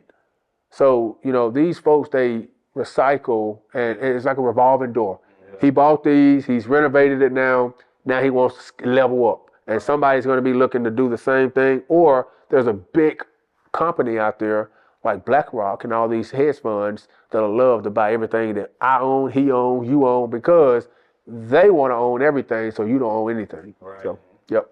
I remember the video, I think you was in Oxford Walmart, and you had bought somebody some, or? I was either in the Oxford Walmart or Senatobia, where I do on Thanksgiving, I go, because I was number 13 in high school, so I go to aisle 13, and for a period of time, maybe from 2 to 4, from 12 to 5, whatever, I don't know the times that I do, but I buy everybody's groceries that comes to that aisle on Thanksgiving. So all your Thanksgiving groceries, I pay for it, so folks in a less fortunate state can have a great Thanksgiving, whatever you want. And I've had people who come through my line where somebody that they knew be like, now you done ran out. I'll be like, no, they haven't ran out.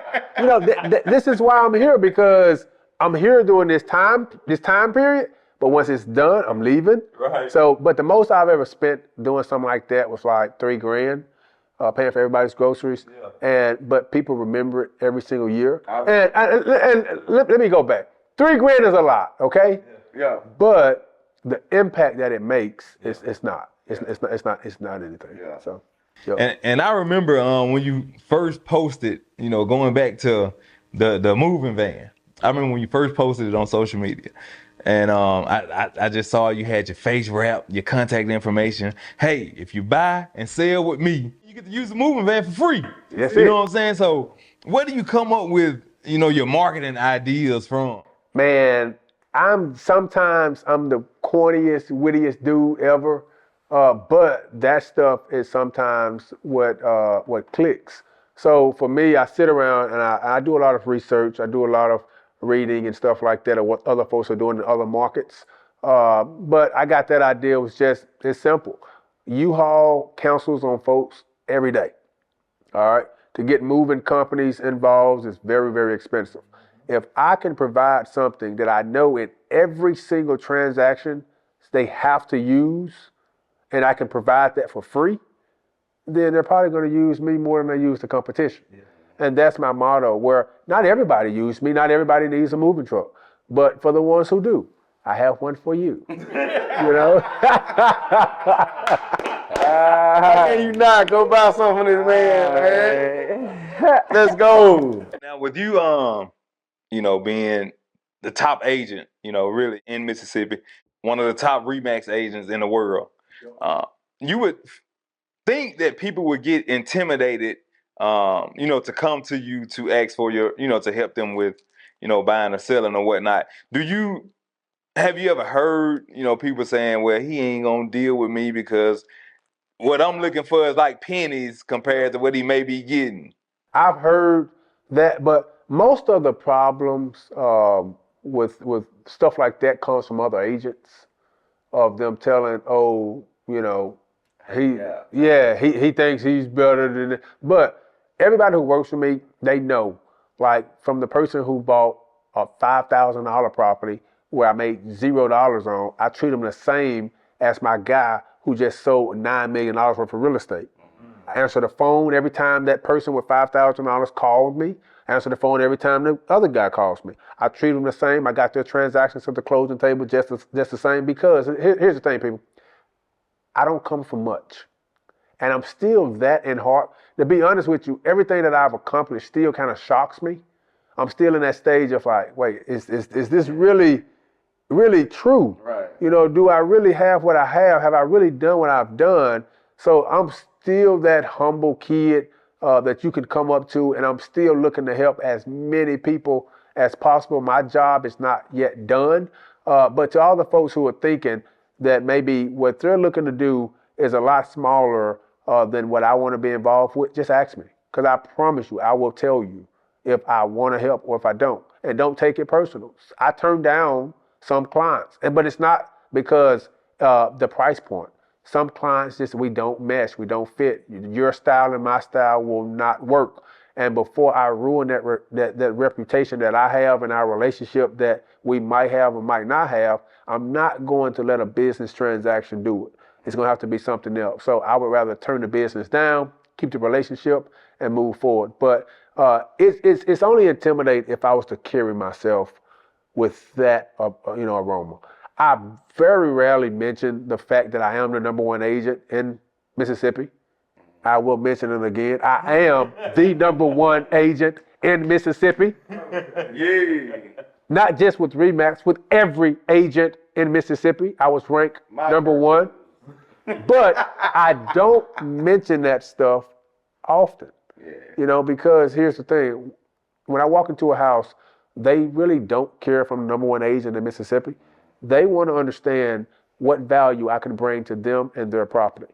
And that's what I want to make sure I put out there to them every single time. Now, do I mention that I am the #1 agent in Mississippi? Oh, of course. Who wouldn't? Right. But that's not the main way that I carry myself. And on social media, I don't carry myself that way. I kind of repost and reshare stuff that other folks post about me. I don't go out there on a limb and just post that stuff. But for the fourth time, I will say I am the #1 agent in Mississippi. I love it. So you played with Bo and Chad, Bo Wallace and Chad Kelly. Could you just talk about both of those and then them experience and them years right there? Yeah, so man, Bo is the ultimate competitor. Yeah. I'm talking about, man, he competes, he talks crap, he gonna let you know about it. At quarterback, he a dog. Yeah.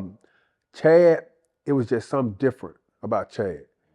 Chad, he competes, he talks crap, he got zip on the ball, but he'll cause a little trouble. Yeah. And sometimes that's what your team needs, a quarterback who can do that. So playing with both of those guys was, man, an honor. Bo took us and we beat Alabama that first year with Bo. Then we came back and beat Alabama again for the second time in the year with Chad. And I think that year with Chad was a better team, because we had better talent on the team, of course. But, bro, we are the only team in the history of the NCAA to beat Alabama, to beat Auburn, and LSU in the same year. There's no other team that's ever done that.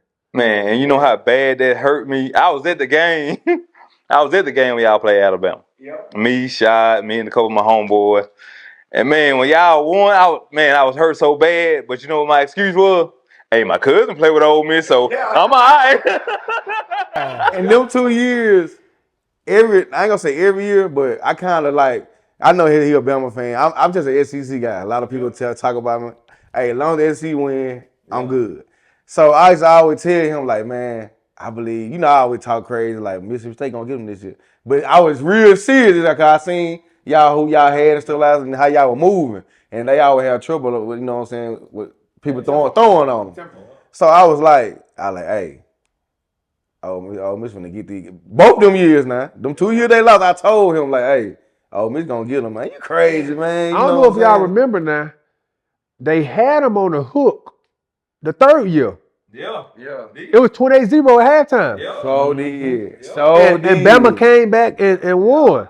So if they would have beat them that third year in a row, oh man, they probably would have fire saved. For real, they had them down bad, man. 28-0 at halftime. Really, after those two teams, Alabama switched up their really after Johnny Manziel, Alabama switched up their whole little mix as far as their linebackers. You know what I'm saying? Everybody small. Yep. You know, that's when Lane Kiffin was there, who's now at Ole Miss. He brought that kind of atmosphere to Bama. Man, you got to get out of that two back and so now it's what it is today. They're so creative. They're still great. He wanted to keep it old school, but he had to come on with the new. Hey, what about the y'all was finna go to the SEC championship? Oh man, Tell us about that right there, man. I look back on everything in my career, in my life, and I say I'm happy with. But Arkansas 4th and 28, that still hurts my soul, man. So we're in the position where we've beat Bama, we've beat LSU, we've beat Auburn. It's us going into the SEC championship. All we got to do is beat Arkansas. 30 seconds left in the game. 4th and 28. Throw like a little out route. 15 yards short of sticks. Get stuck. Boom. We think the game is over. Crowd's cheering. He throws the ball backwards. Bounces on the ground. Collins picks it up. Get the first down. They score with like 3 seconds left. How about these fools went for 2? Went for 2, got it. One by one. Sent us home packing. Man. So we missed the SEC championship game on a 4th and 28 with 30 seconds left in a ball game. Blew it. And we would have went to that game and we would have beat Florida. I would have a big ring on in this interview right now, SEC championship. But 4th and 28, man, did it. That still hurts to this day. Was it a chance y'all could have made it to the national? If we would have won the SEC championship, of course. Because that was one of the first years that they did the playoffs. Okay. So we would have won. Now, come on. The SEC team with one loss that just won the SEC tournament, you're making the playoff. You're getting in. Yeah. Might have would have beat the team that gave y'all the one loss in the SEC championship. We would have saw them again. Florida. Yep. And Bama went on. They won the SEC championship. They won the national title. We were the better team that year. By far. We overlooked Arkansas. Arkansas is forever a trap game for a lot of teams. I mean, just look at it this past year. They beat Bama. You know? So Arkansas is a trap game because they play hard. They don't have the best athletes. They're well coached. They're disciplined. They're big. Man, Arkansas was some of the biggest players that we've ever played against. Like all my years, they had the biggest team. They had all those big tight ends, big linemen. All those folks that was big, physical. They're going to run the ball, and they're going to play solid defense. But they caught us that night in Oxford, and 4th and 28 did it. Yeah, that was that year they had the coach from Wisconsin. Yep. They had him. So, yeah, he definitely brought that bigness, especially up front. Man, that hurt to this day. Man. I remember that play, too. That's why, I'm sitting back like, yeah, somebody finna fight in the locker room. You let a 15-yard out. There was a discrepancy because the rules state once the ball hit the ground beyond the line of scrimmage, it's dead. Well, the officials let it play out, which I'm not making an excuse. It happened. Regardless, if it's 4th and 28, you tackle a person and they flip the ball back, go tackle that person again. But, bro, it seemed like when he flipped that ball back, like everybody was so in shock or they was already celebrating to the point all of our players was near our sideline. It so happened he threw the ball back and it went on their side. They just picked it up. The folks had a wall. Yeah. And he just ran right down to like the 3-yard line. 2 or 3 plays later, they scored. And they don't want to go to overtime. They don't have anything to lose. What do? You go for 2. Yeah. So thank you, Arkansas, for blowing my chances of having a big fat ring that says SEC championship. That'd have been tough right there. Give us a day in the life of Q. So on a normal day, I normally wake up around 4 o'clock in the morning. I go in my closet, sit in the dark, meditate for about 30 minutes, Then I go to the gym. I want to go to be in the gym by 4:45, 5. I work out. I'm normally in the gym anywhere from 30 to 45 minutes. I know what I'm gonna do every single day. I get in, get out. I get back home around 6. I take a nap until around 7:30. Wake up, shower. I'm in the office by 8, 8:30. From there, my day changes. I meet with my assistant. I see what's on the schedule, what's going on. I might have appointments to go see a house. I might have to go show buyers some houses, or I might have to just research and do some things of who I'm gonna call today. From there, my day just kind of switches out. I try to make it home every night before 4:35 because I'm a big Warzone guy. I play the video game. You might think, how did this guy have time to play the game? You have to make time to do the things that you want to do. So I play my game every night from like 5 to like 8. And my wife, she just moved back home from Nashville. She's been in PA school. So my days change a lot now with her being home. But that day, man, it's simple. I might show a couple houses. I might talk to a couple agents. It's just laid back, simple. I have no responsibility every day, whereas meaning I don't have a schedule really to say I got to clock in, clock out by a certain time. I don't have my broker or the owner of the company down my back like, where's the next deal? Where's the next deal? So it's very like it's freedom. I'm the boss, like I tell people all the time. But being the boss, you have to know that there's no one that's going to tell you when you have to do things. You have to be assertive. You have to do those things. Be disciplined if you want to be the boss. And if you're not disciplined, you probably need to have somebody else kind of running your schedule and doing those things for you. But for me, man, I'm driven. I know what I have to do. Like tomorrow, I know I have a house that I have to go look at that I might do an Easter egg hunt at just because tomorrow's Easter Sunday. So I host an Easter egg hunt at one of my bigger houses that I'm going to put on the market. Little stuff like that is already planned, but then tomorrow it might rain. I have to change. I have to adjust. So every day it changes on the fly. Speaking about houses, you said you have 47 now, right? Yep. Were you still on that chase of getting to 100? Like you said, the man that told you he owned 100 houses. So yeah, that story is kind of crazy because growing up, I thought it was a joke when he told me. Yeah. Hey, I own 100 houses. I'm like, okay, yeah, you're right. But the man owned 100 houses. Yeah. So, but my goal is to get to where I can make about $1 million a year and just rent, not doing anything. So if 100 houses is what's going to get me there, then I want 100. If I can get there by owning 70, I want to own 70. But I just want to have that comfort of a 7-figure a year business that I don't have to put much time and energy into. It just kind of produces, and that's what real estate does for you. It makes money when you're sleeping, when you're on vacation, when you're doing other jobs. When I'm in interviews like this, somebody has to pay the rent. Folks have to have a place to stay. Now, there are ups and downs to this game. You have years like COVID where the government steps in and say, you know what, Johnny, you don't have to pay your rent. And landlord, you can't evict them. You can't kick them out. All right. So, I don't think that's going to happen ever again in my lifetime. Hopefully not. But I had to go through that. And for me, what that means is I had to come up with a solution quick for my tenants. And what I did was I got out front of it. I said, hey, if you can't pay your 4 months rent, just pay half. Because now it takes me from making X to still making something versus everybody saying I'm not going to pay anything. I got all this money tied up into these houses and it's not giving me a return. I want some sort of a return to a point to where they got out of the houses eventually and I got other people in and I could raise the rents. And over time, you'll make all that stuff back. It's a timing thing, So to answer that question, 100 houses, 70 houses, whatever it takes to get that goal to where it's $1 million a year in my pocket, then I'm fine. Okay. Have you made your first million? Period. Oh man. First $1 million was made probably 3 years ago.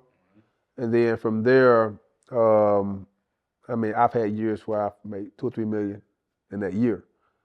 Don't get it wrong. And I know I'm going to get a lot of people that's going to contact me and say, I want to get my real estate license. This is not an easy business. I promise you. It takes a lot of work, connections, and dedication where, my first vacation was just like 2 weeks ago. I took my wife to Universal, Disney. So Hold on. You made your first million 3 years ago, and you just took your first vacation when? like 2 weeks ago, Grinding. Stop. He grinding. because when you're talking about a real estate agent that's doing numbers like that, like my phone, if I did not have it on silent over there, it would just be buzzing, just going on and off. My motto is every time my phone rings, if I can hear it, I answer it. So it's times where we would try to go somewhere for a weekend, but my phone's ringing so much, it's to the point where I was just like, you know what, I'm just gonna stay home, work. But I got lucky because my wife had to move to Nashville for school. So now I'm here, she's there. I use that time to grind it out, to work. And a lot of people in real estate, they sell millions of dollars worth of real estate. Where you see a lot of agents, they post on social media and they say, I'm part of the multi-million-dollar club. That is, say they sold $1 million worth of real estate.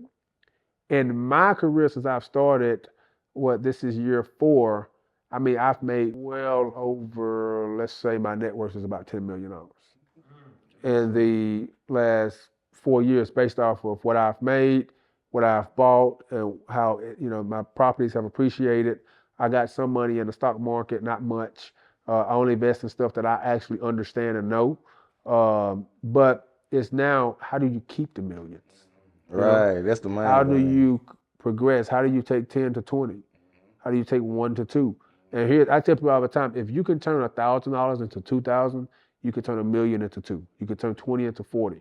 So you have to figure out your game plan to turn 1,000 into 2. And then as you get more money, start to do that. Some folks do it by day trading. Some folks do it by investing into cat litter, stuff like that on Amazon. So it's a lot of ways for folks to make money.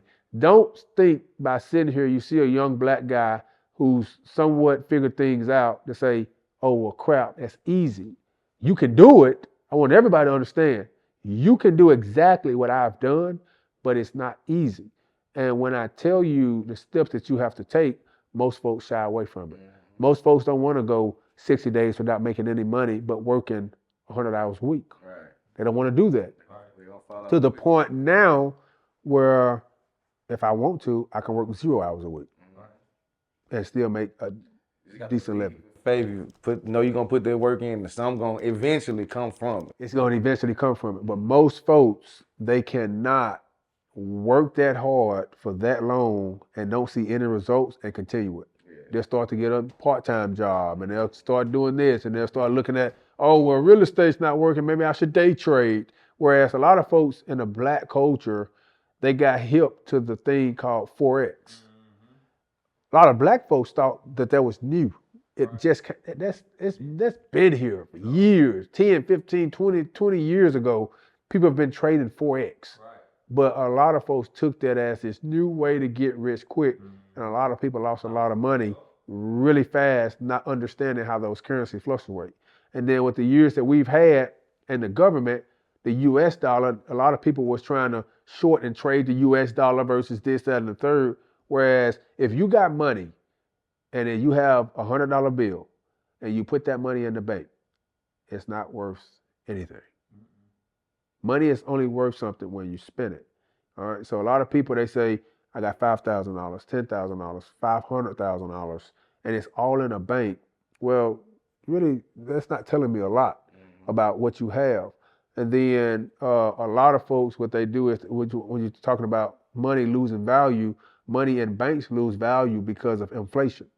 So if you're not keeping up with inflation, if your money is not growing with the rate of inflation, meaning 7-8% a year, then you're probably losing your spending power over the course of 5-10 years.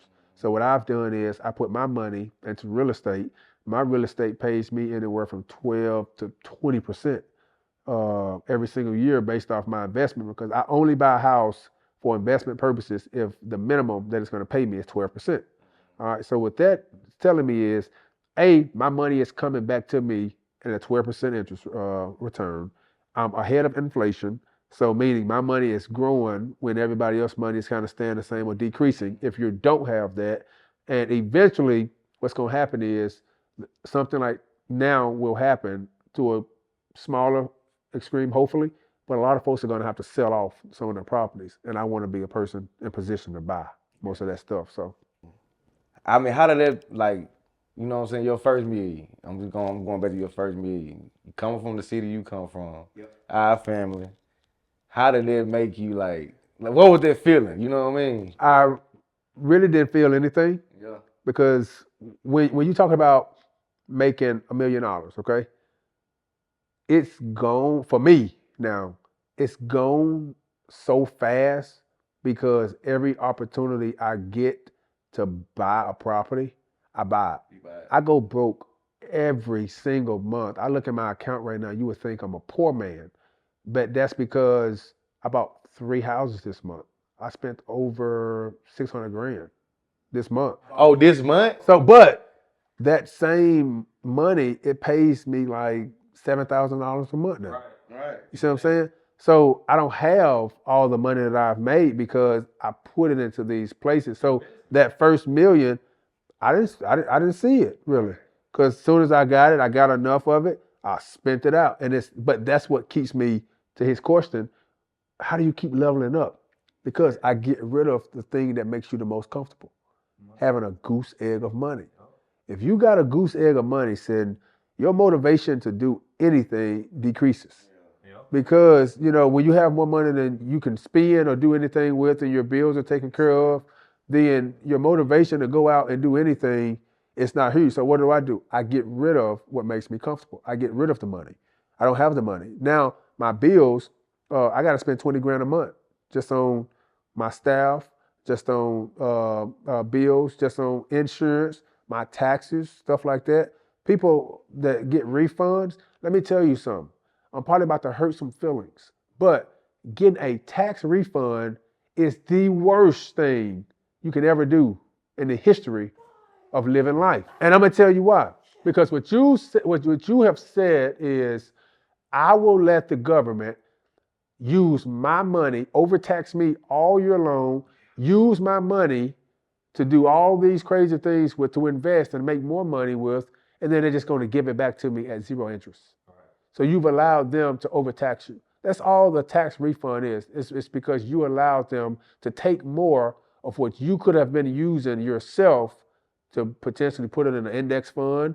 That $5,000, $6,000 you get back during tax season, if you was to take that money yourself and put it in an index fund, might be $8,000 or $9,000 by the time tax season rolls around. You do that enough times, 3 or 4 years in a row, now you got enough to put down on your first property potentially. But we're so caught up in our culture, not just black folks, just in the South in general, of during tax season time, we want the refund check. Me, I paid $400,000 or $500,000 in taxes. And that's crazy to me. Given why do I have to pay that? I don't get any assistance. I don't get any of the benefits that most folks who don't pay that kind of money in taxes get. So why do I have to pay it? It's because the person who makes it is the person who pays it. I'm happy paying it. Why? Because I'm happy making it. Yeah. So if you're going to make it, be able to pay it. But let's change that narrative around tax season that we should be celebrating around April 15th because we're getting money back. Let's pay a little bit in, because that means we got all of our money and we invested first. Then we went on to pay the man. That's it. That's it right there. Yes, sir. Man, game. Man, I hate that, man, folks. Man, Texas, bruh, that should be extra. You feel me? Like, you shouldn't be looking at it like, well, I can't wait to goddamn get, man. That should be like, oh, I'm finna get an extra 5 band. Cool, that's what's up. I can add this to my 20 I got. You feel me? That's how you supposed to be looking at it. You know what I'm saying? Yep. But everybody ain't. That's something we stuck in. It's a misconception, man. Yeah. They think that they're getting something. All they're giving you is what was already yours, and they didn't pay you any interest to have it all year long, 12 months. If that's the case, give it to me. Okay. If you're okay with doing that, give it to me. I promise you, I will pay you back every April 15th. If all year long, all of y'all just let me get that little $5,000, all of y'all that's listening, send me the 5,000, let me use it, and I'll pay you back maybe 15. If that's the case, help me out. Don't help the government. Good gracious. We get ready to wrap it on up in a little bit here, but what are you contributing to helping you become the businessman or entrepreneur that you are now?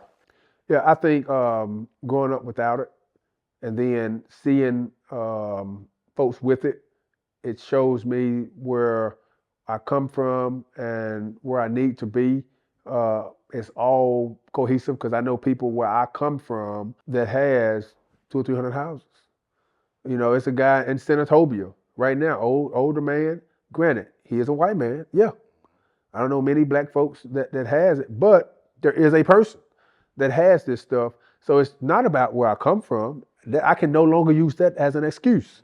So what keeps me kind of grounded and motivated is understanding where I come from and where I want to be. I understand that I want my kids to experience something of knowledge-wise, not having the best car or the best clothes, because I'm very in tune with when I have kids, they're gonna have 2 pairs of shoes, 3 pairs of jeans, and 3 shirts. They better make it work because it's not about what you have, it's about what you know. And the information that I'm going to instill in these kids around me and the people around me is going to service them and serve them for years and years to come. So mine is just more so every day it's a competition. But again, I go back to it. I have to, bro. I'm broke, flat foot broke. I got a lot of rent that comes in. It goes into a separate account that I can't touch. I will not touch it at all. I'm disciplined like that. So when I make the money and I spend the money, now when I say I'm broke, I'm not like, can I borrow $10, bro? Right. I ain't that broke. Yeah. But I'm not broke to a point to where I can just not work and not do it. Now, if I wanted to, I could just cut it all off and say I'm gonna live off of my rental business. But I'm 29 years old. I don't want to do that yet. I want to keep building businesses until I'm 30, 40, 50 years old and then look back and say, you know what, I've built all of this over the course of the time. And all these rental houses are little small businesses. They're their own individual businesses. So if you could come up with a business that can make you, after everything, $15,000 to $20,000 a year, and you know that model, just repeat that model 50 times if you can. You know, and it takes time to build that stuff up. But that's how I've broken down my real estate, my businesses is they're their own individual businesses. I just have to continue to build it. So I have a speaking business. I travel around and I speak. I have a business where I've invested into some big trucks, where I'm not the driver. I don't have the authority. I just put the money up for it. And they pay me every single month a small little return back from it. That's a little small businesses. But I can do that multiple times because why? Every time you go on the road, you're going to see what? A big truck of some sort. Same thing. Every time you ride up and down the street, you're going to see a house. So I've got into industries that I know have to be around. There's nowhere around it. I just need to come in and get a little return from what I spend, and I'm fine. You get enough of anything that's paying you a little small return. You get enough of anything that's paying you $1,000 a month, $1,500 a month. Eventually, it's gonna add up to something. Yeah. So I noticed, when we was in your office, a lot of the awards, had #1 on it, #1 this, #1 Asian, #1. Coming from a small town like Senatobia, what does that mean to you? Like, what does that represent? What does that mean to you? it represents hard work. It represents defeating all odds, not letting anyone else set your ceilings for you or your expectations. No one expected me to be in the position that I'm in now. Even the people that work with me sometimes, I shock them, which I should. I shock myself every day, people. But it means that the little boy and the little girl that's coming from Senatobia or Tupelo or Channing or small towns like Oxford, still, you guys, those are small towns compared to the world, that little boy and that little girl can see another way out. You don't have to be a doctor. You don't even have to go to college. You can do what I do without going to college. I'm not encouraging you not to go to college, but with this, what I've built is, I shows people, if I can do it coming from my background and my knowledge, you can do it. I was not raised around a builder. I was not raised around somebody who was a real estate guru. What I've done is I've put myself in this seat and I've worked my tail off. And in any industry that you can sit down and work your tail off, you can become highly successful. It starts with you. There's no one else out there like you. You have to now start to monetize and upgrade the way you view yourself starting today. So coming from a small town, being where I am, being number one in Mississippi, it means that there's a little boy and a little girl out there that can look at me and say, I can do it too. Any advice that you would give to someone trying to get into real estate? Yeah, so before you get into real estate, understand what side of real estate you want to get in. A lot of people think that selling real estate the way that I do it and buying real estate the way that I do it is the same as folks who get into real estate to like wholesale real estate. That is two totally different things. So understand what type of real estate you want to get involved with. Understand what it is that you're getting into.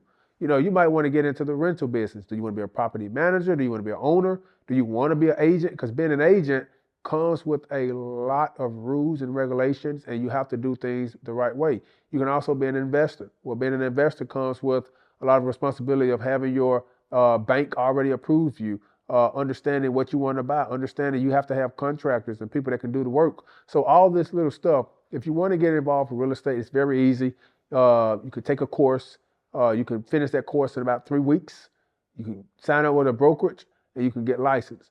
What you don't need to do is watch this video and all of a sudden decide that this is something that you want to do, and then you just jump in it without understanding, and you're picking up the phone or you're getting on social media, you're DMing me, asking me questions. Whereas if you just take the time, Google all your questions first, research it, and then still the stuff that you don't understand, you come and you ask somebody like me, and then I can kind of sway you and point you in the right direction. But real estate is an awesome field. There are a lot of agents. It's a very, very highly competitive business. It's almost like playing professional sports at sometimes, trying to get the deals. You got to think about it's been 4,000 agents and only 4,000 houses selling in a year. So, you know, that's one house per agent if you break it out agent to house. But when you're talking about one person selling 300, I took up a lot of that inventory right there. There's more people like me.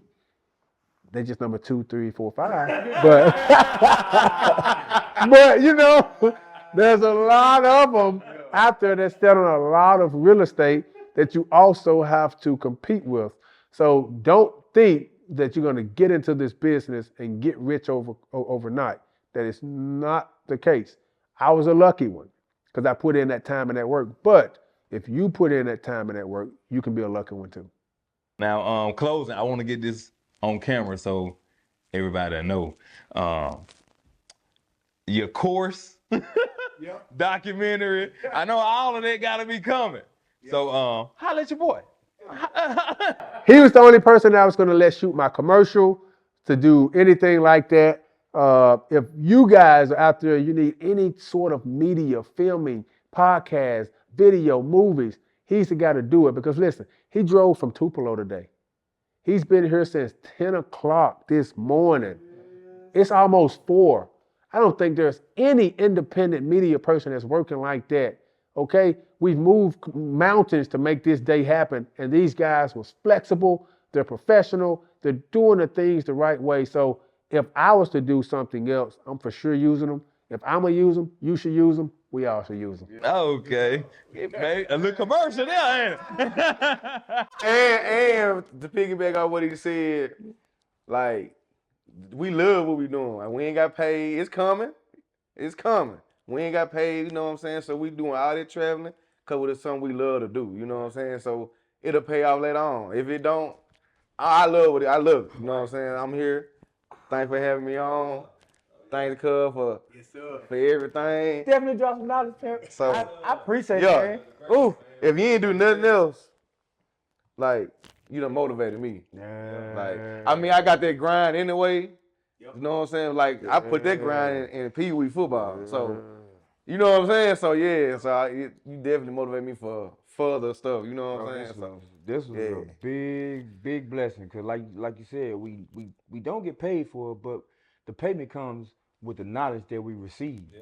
You know what I'm saying? You And just we paid got us a whole lot. You feel heap me? of it. Yeah. We got a so, whole heap of it. Yeah. Like, So man. I'm with And that. again, it's been another episode, man, of Sideline Convos. We appreciate y'all rocking with us, man. Again, like, subscribe, comment, all of the above. We appreciate y'all rocking with us. Again, we out this thing. Appreciate y'all. Back in there.